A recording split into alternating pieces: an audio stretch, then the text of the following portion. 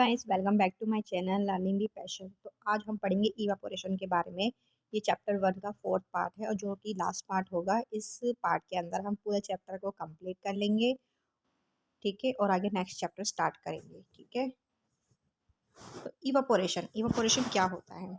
Do we always need to heat or change pressure for changing the state of matter?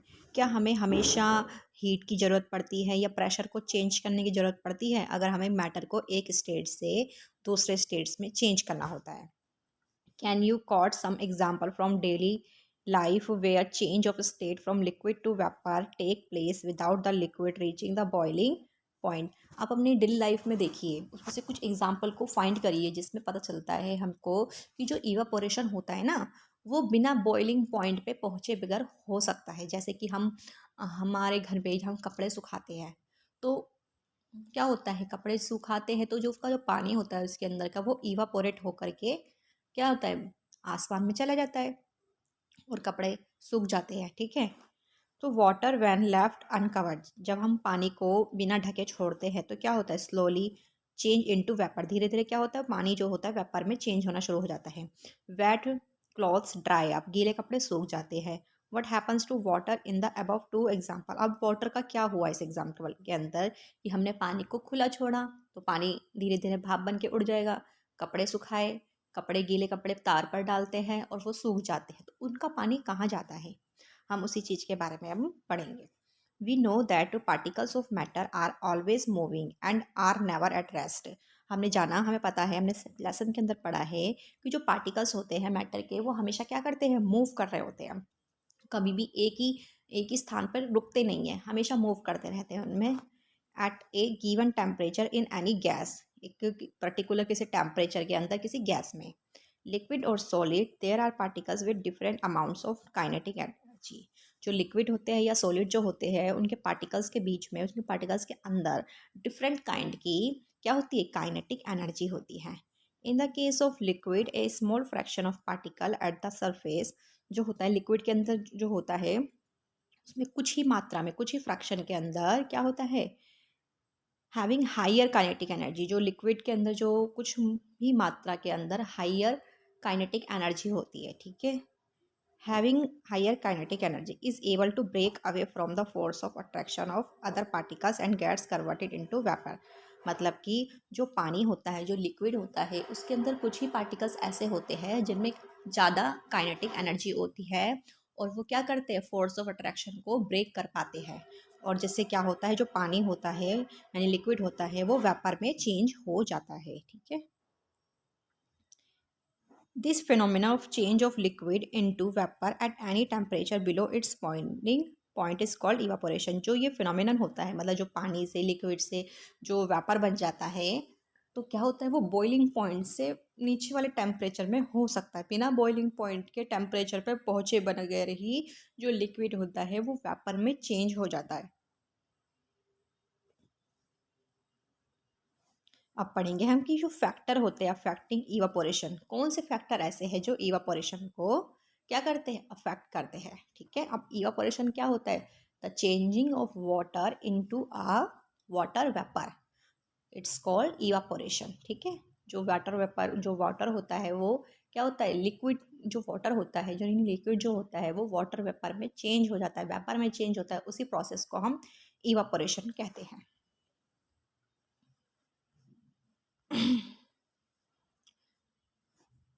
You must have observe that the rate of evaporation increase with, हमने observe किया है किसी चीज़ के अंदर जो evaporation की जो rate है वो ज़्यादा होती है और किसी में होती है कम। अब उसी फैक्टर को हम पढ़ेंगे। We know that evaporation is a surface phenomenon, हम जानते हैं कि जो इवापोरेशन जो होता है एक सरफेस फिनोमिनन होता है, मतलब कि जिस सरफेस का एरिया ज़्यादा होगा उसके अंदर इवापोरेशन ज़्यादा होगा, और जिस सरफेस जो सरफेस का एरिया कम होगा उसमें इवापोरेशन कम होगा। जैसे कि अगर हम खुले बर्तन के अंदर पानी रखते हैं और एक गिलास के अंदर पानी रखते हैं, तो कौन सा पानी जल्दी वेपर बन जाएगा?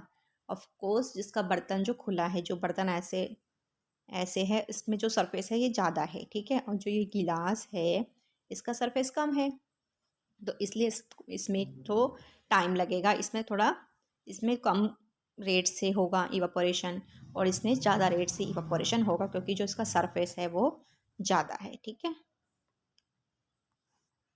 इंक्रीज द टेम्परेचर, अगर जितना हम टेम्परेचर बढ़ाएंगे तो इवापोरेशन की जो रेट होती है वो बढ़ेगी, और टेम्परेचर को कम करने पर इवापोरेशन की जो रेट होती है वो डाउन होती है। ठीक है। With the increase of temperature, more number of particles get enough kinetic energy to go into the vapor state। क्या होता है जब टेम्परेचर हम बढ़ाते हैं तो उसकी जो काइनेटिक एनर्जी होती है पार्टिकल्स की वो ज़्यादा हो जाती है, जिसकी वजह से होता है वाटर जो होता है वेपर में चेंज हो जाता है। ठीक है। तो हमने पढ़ा कि जिसका सरफेस ज़्यादा होगा उसमें इवापोरेशन की रेट ज़्यादा होगी, और टेम्परेचर को बढ़ाने पर भी इवापोरेशन की रेट बढ़ जाती है। और इसके अपोजिट क्या होता है, टेम्परेचर को हम कम करेंगे तो इवापोरेशन की जो रेट है वो कम हो जाएगी। Decrease humidity. अब ह्यूमिडिटी क्या होता है, ह्यूमिडिटी जो होता है जैसे एयर के अंदर कुछ नमी होती है उसी को हम क्या कहते हैं, ह्यूमिडिटी कहते हैं। Humidity is the amount of water vapour present in air. तो what is humidity, humidity is the amount of water, कुछ पानी की मात्रा, वेपर की जो पानी की मात्रा, वो जो वाटर वेपर की जो मात्रा होती है एयर के अंदर उसे ही ह्यूमिडिटी बोलते हैं, मतलब नमी। The air around us cannot hold more than a definite amount of water vapor at given temperature। जो एयर होती है हमारे आसपास वो क्या करती है, वो होल्ड नहीं कर पाती है definite amount of water vapour को at given temperature. If the amount of water in air is already high, जब एयर के अंदर ही वाटर है, वाटर की जो क्वांटिटी अमाउंट है वो ज़्यादा है, तो क्या होगा, रेट ऑफ इवेपोरेशन डिक्रीज होएगा। इट मीन्स ह्यूमिडिटी ज़्यादा तो उसकी जो रेट होती है इवेपोरेशन की वो कम होती है, अगर ह्यूमिडिटी कम है तो इवेपोरेशन की रेट ज़्यादा होती है। ठीक है। And increase in wind speed, it is common observation, जैसे हमने देखा ही तो हमें बताइए, जब हवा तेज़ चलेगी तो कपड़े जल्दी सूख जाते हैं, हवा नहीं चलती तो कपड़े नहीं सूख पाते। तो it's common observation that clothes dry faster on windy day, जो क्लॉथ्स होते हैं वो जल्दी सूख जाते हैं विंडी डे के अंदर।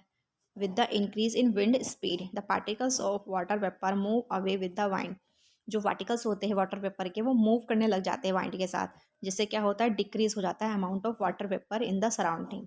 ठीक है। जब हवा तेज चलने लग जाती है तो कम हो जाता है अमाउंट ऑफ वाटर जो कि हमारे सराउंडिंग में होता है। हम पढ़ेंगे how does evaporation cause cooling, किस प्रकार से जो इवापोरेशन होता है ना वो कैसे हमें कूल करता है, हमें कूल करता है या हमारे सराउंडिंग को कूल कर देता है। इन एन ओपन वेसल, एक खुले बर्तन के अंदर क्या होता है, लिक्विड जो होता है हमेशा इवापोरेटिंग होता रहता है। जब पार्टिकल्स होते हैं लिक्विड के वो एब्जॉर्ब करते हैं एनर्जी को, कहाँ से, सराउंडिंग से, ताकि वो जो उन्होंने जो अपनी एनर्जी को जो लॉस्ट किया था ना इवापोरेशन से वो उसको रीगेन कर पाए। ठीक है।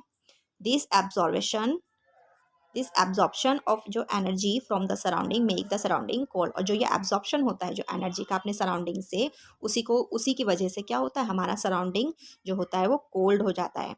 मतलब कि जो पार्टिकल्स होते हैं ना लिक्विड के वो एनर्जी को एब्जॉर्ब करते हैं हमारे आसपास से, ताकि जब वो इवापोरेशन हुआ होता है उसमें जो वो एनर्जी को लॉस्ट करते हैं उसको दोबारा से रीगेन कर पाए, और इसी वजह से क्या होता है, हमारा सराउंडिंग कूल हो जाता है।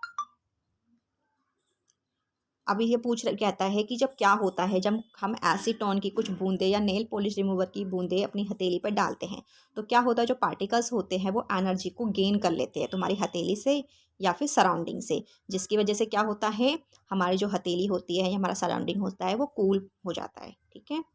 अब देखा होगा आपने गर्मियों के समय में हम पानी छिड़कते हैं अपनी छतों पर या किसी खुले मैदान पर, तो क्या होता है, सरफेस जो होता है वो ठंडा हो जाता है। क्यों ठंडा होता है, क्योंकि जो लार्ज लेटेंट हीट होती है वेपराइजेशन की of water helps to cool the hot surface, वो सरफेस को ठंडा कर देती है। ठीक है।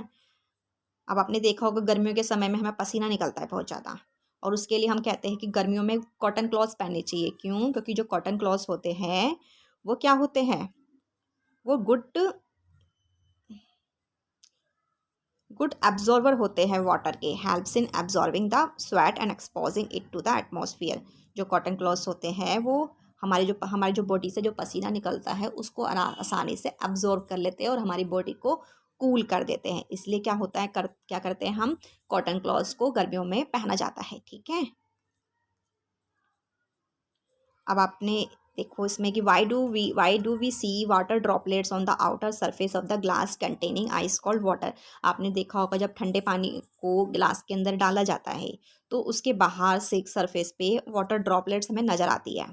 ठीक है, वो क्यों नज़र आती है? क्योंकि जो वाटर होता है, वाटर वेपर होता है जो प्रेजेंट होता है एयर के अंदर, मतलब जो हवा होती है, हवा के अंदर वाटर वेपर होता है। ठीक है, और जब वो उस गिलास की जो ठंडा सरफेस है उसके कांटेक्ट में आता है तो वो क्या करता है, अपनी एनर्जी को वो लूज़ कर देता है, जिससे क्या होता है, वो क्या बन जाता है, लिक्विड बन जाता है, अपनी दोबारा स्टेट को चेंज कर देता है। ठीक है, मतलब कि जो हवा हवा होती है, हवा के अंदर वाटर वेपर होता है, और जब हम गिलास के अंदर पानी को डालते हैं तो क्या करता है, जो वाटर वेपर होता है वो कांटेक्ट में आएगा गिलास के, जिसकी वजह से जो होता है, जो वाटर वेपर होता है वो क्या हो जाता है, पानी बन जाता है। ठीक है, जिसकी वजह से हम क्या देखते हैं, वाटर की कुछ बूंदें गिलास के सरफेस पे हम देखते हैं। ठीक है, अब इन्होंने इस बॉक्स के अंदर बताया है कि जो स्टेट्स ऑफ मैटर होती है ना वो 5 होती है।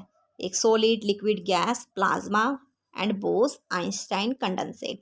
हमने 3 स्टेट्स के बारे में तो पढ़ लिया, बस हमें 2 स्टेट्स के नाम पता होने चाहिए कि ये क्या होते हैं, plasma and boss Einstein condensate. ये आपकी क्लास में नहीं है, ये आगे 11th और 12th में इसके बारे में डिटेल से आप पढ़ सकते हो।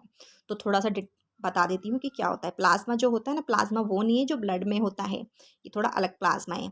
इसके जो इस स्टेट के अंदर जो होते हैं ना, सुपर एनर्जेटिक और सुपर एक्साइटेड पार्टिकल्स होते हैं, और जो ये पार्टिकल्स होते हैं वो किसकी फॉर्म में होते हैं, आयनाइज्ड गैस की फॉर्म में होते हैं।